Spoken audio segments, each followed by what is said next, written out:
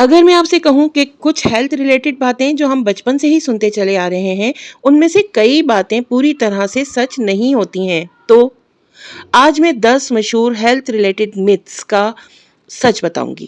ہو سکتا ہے کہ آپ بھی روز ان میں سے کوئی نہ کوئی بات مان رہے ہوں۔ السلام علیکم، میں ہوں ڈاکٹر ممتاز عطا اور آپ دیکھ رہے ہیں ڈاکٹر ممتاز عطا ہومیوپیتھک کلینک۔ اس چینل پر ہم ہیلتھ اور ہومیوپیتھی سے متعلق ایتھینٹک اور بیلنسڈ معلومات شیئر کرتے ہیں۔ اگر آپ صحت کے بارے میں صحیح معلومات حاصل کرنا چاہتے ہیں تو چینل کو سبسکرائب ضرور کر لیجئے۔ چلیے شروع کرتے ہیں ہم آج کا ٹاپک۔ غلط فہمی نمبر 1، ہر بخار میں فوراً اینٹی بائیوٹک ضروری ہوتی ہے۔ جی نہیں، ہر بخار بیکٹیریل انفیکشن کی وجہ سے نہیں ہوتا۔ وائرل انفیکشن میں اینٹی بائیوٹکس فائدہ نہیں دیتی ہیں اور غلط استعمال اینٹی بائیوٹکس کا ریزسٹنس کو بڑھا دیتا ہے، ریزسٹنس کا سبب بن جایا کرتا ہے۔ غلط فہمی نمبر 2، روز ملٹی وٹامن لینا ہر شخص کے لیے ضروری ہے۔ جی نہیں، اگر بیلنس ڈائٹ مل رہی ہو تو ہر شخص کو سپلیمنٹس کی ضرورت نہیں ہوتی ہے۔ ضرورت کا فیصلہ ڈاکٹر یا پھر ٹیسٹ کے مطابق کیا جانا چاہیے۔ اسی طرح سب سے بڑی غلط فہمی جس کا شکار اکثر ہی ہم سب ہیں وہ ہے کہ ٹھنڈا پانی ہمیشہ نقصان کرتا ہے۔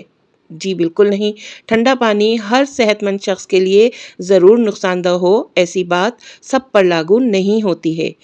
اکثر جو افراد کی صحت ہوتی ہے اور ان کی جو فزیکل کنڈیشن ہوتی ہے اس پر یہ بات ڈیپینڈ کرتی ہے۔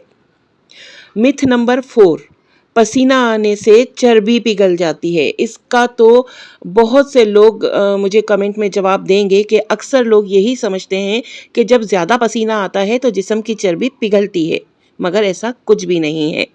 پسینہ آنا زیادہ تر باڈی ٹیمپریچر کنٹرول کرنے کے طریقہ ہے۔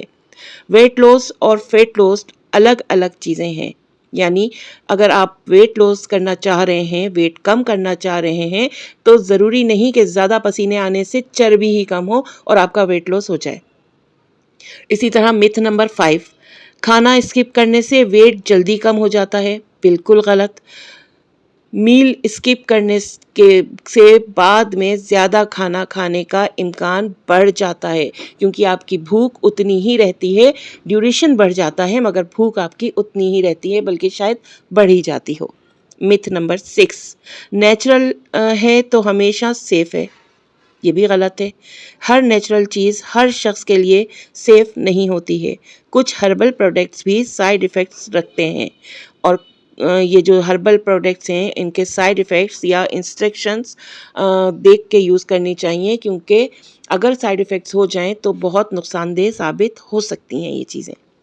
متھ نمبر 5، ہر تھکن وائٹامن کی کمی ہوتی ہے۔